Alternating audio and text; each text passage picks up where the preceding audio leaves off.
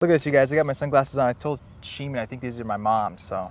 Said his mom's got good taste. Yeah, hey, what are you gonna do? I was telling him these Oakley sunglasses were too expensive for me at this given point in my life. You know, I haven't reached that level of status. So, David, I just want to say thanks again for sharing your time. I mean, you shared a lot of valuable things right there. And, you know, if you guys are watching this video, you know, write some of the stuff down, whether it was, you know, the stretches or how he warms up, and just try to implement that. You'd be surprised how simple these things are. Like, you can control this, you can do this, and a lot of people don't do it. Mm-hmm. So thanks again, David. I really appreciate your support. You know, I was able to pick up on a lot of, I learned a lot today, you know, and that's what's so good about being in a good environment over here at the Raven with different players and different coaches. And you even told me that awareness game up front I didn't know of. So yeah, so what I was telling Gabe, we were on the putting green. We were hitting some lag putts, and he was, I can't remember exactly what you asked, but I think you asked, like, how do you judge your speed? Mm-hmm. Something along those lines. Distance, yeah. And the fact of the matter is, I just look at the hole and hit, right? Like, but, and I said, oh man, I can't really help you there. Like, I don't even know what I do. I just step up and hit the thing. And then I thought about it. I said, well, that's not completely true. Like, I do this one drill a lot where after I hit my putt, I'll guess where it went before I look up. I do this a lot on longer putts, like 12-footer. You know, your speed's usually pretty good, but, you know, aim at the fringe 40 feet away, hit it, and be like, I think I clobbered the other thing. I think we probably went 2.5 feet into the fringe, but I really wanted to go to the edge of the green. Then you look up, and it's actually perfect. You go, oh, okay, that's interesting. And I do that actually with all aspects of my game. I'll hit balls with it, and like, and I was doing it with short game recently. I was telling Gabe, and like, so I was kind of struggling a little bit with pitch shots and like flop shots a lot. And then I was doing this with my buddy, and I just realized every time I hit it and I thought I hit a perfect shot, I'd look up, and it was flying like 5 yards too long and like a 30-yard shot. And then just realizing that, recognizing that helped me so much. So I actually just started aiming 5 yards short, and now I'm kind of at a point where I don't really need to do that compensation anymore. I've got better awareness, and I can just look at the target and respond. But that was my quick fix, and it worked on the course for a short time. It's a little gem of a game, really. It helps with your sensitivity, your awareness, and you almost start to calibrate, you know, how far you need to carry, you know, with your feels. You kind of match up what you think you need to do and what you do. So, yeah. And David, if you could please share, you know, I asked David, you know, what's one of the things he's learned, you know, maybe this last year being a professional golfer or in general. Yeah. And if you could just share that as well, that'd be great. Sure. Like, well, you really learn, you're always learning. That's a cool thing about golf, right? And Gabe was talking about, you know, there's so many guys out here and so many teachers, and like, that's actually something I think is really neat about golf culture is like, even just Gabe and I were just, you know, just rapping, just shooting the shit really at the front of the green, and like I say a little thing and he says, oh yeah, that's really good, helps me. Gabe did countless stuff like that with me last year at Legacy, right? And like, but like, so I'm constantly learning things from the guys around me, which is nice. I think the biggest advice I could give, we could just sit around talking about golf for ages, but I think the biggest thing I've learned the last few years is, so I've been doing this for 4 years now, and I was so stressed out for the first like 3 years I was doing this. And I just kind of realized, I was like, what the hell am I doing? Like, obviously my goal is, you know, to make the PGA Tour. We just watched the Masters. Obviously you want to play in the Masters, things like that, right?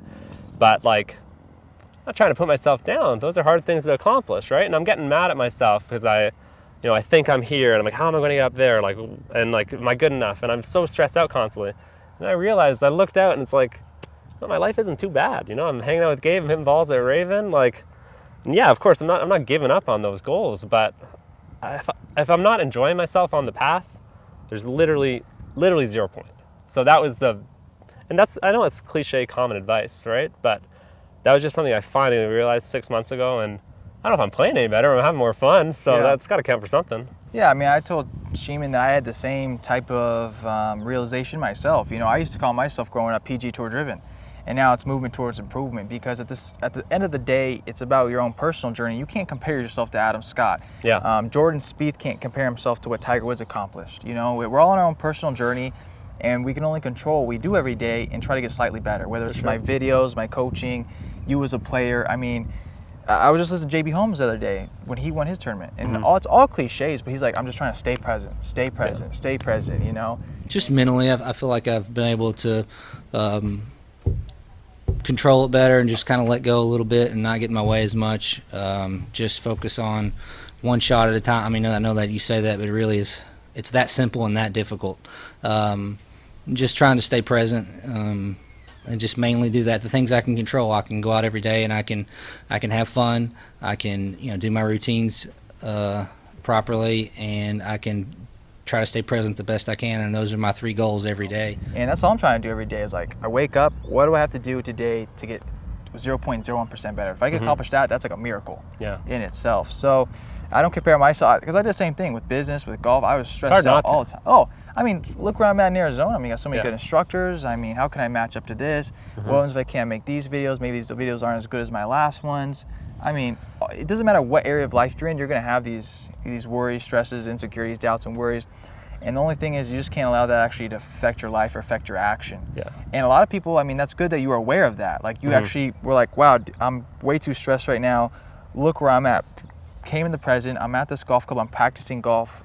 This is what I need to focus on. And if you can't enjoy it, that's going to affect, your results as well. Yeah, no, I know. It definitely, like, being stressed out and getting angry. I mean, how many times has that helped you? I mean, if you think about your best golf, obviously that's not really the mindset you're in. It serves no purpose. I mean, especially for your golf. I mean, it's raising your cortisol levels. It's affecting the chemistry in your body. You got all these gray hairs, receding hairline, man. There's consequences. I mean, I'm crazy. We're like, I'll hit like a bad shot, and I'm walking around like I'm an alpha male still. Like, I'm the boss. Like, I'm ruling this place, and that's why I've been able to like bounce back or not let my rounds unravel. So I think if you watch guys on tour, like, they hit, if you've never gone to a PGA Tour event, the thing you'll be struck by is how mediocre they look at times, right? They'll hit horrible shots on the range and like horrible shots on the course, and like, I don't know, it's almost like those guys are drugged up, right? But they for the most part, there's a couple of odd outs out there, but they just don't get, I think they just believe in themselves, so they hit a horrible shot and they say, whatever, they got the next one, right? So they just don't seem to really care. And of all the players that should have the right to get upset or disappointed in a shot, They'd be the ones. It's be the best golfers in the world, right? I mean, for your average Joe, I mean, I used to shoot in mid 80s and I hit a bad shot, and I'm like,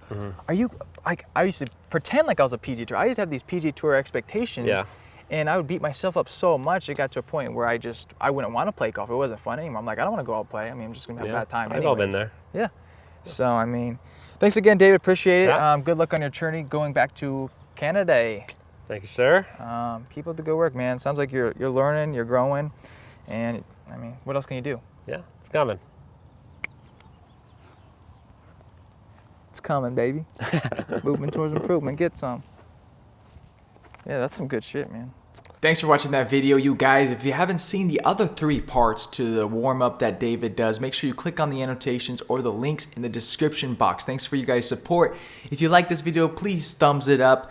Also comment and I will get back to you. Subscribe. I got many videos coming every week with different players and different coaches from different places. Right now I'm in Hawaii and we'll be uploading some videos soon from over here. So thanks for you guys' support. Please hit me up on Facebook, Gabriel M. Ryder, Instagram, PGA Tour Driven. Go check out my membership site, mti.gabrielryder.com, and I'll talk to you guys soon.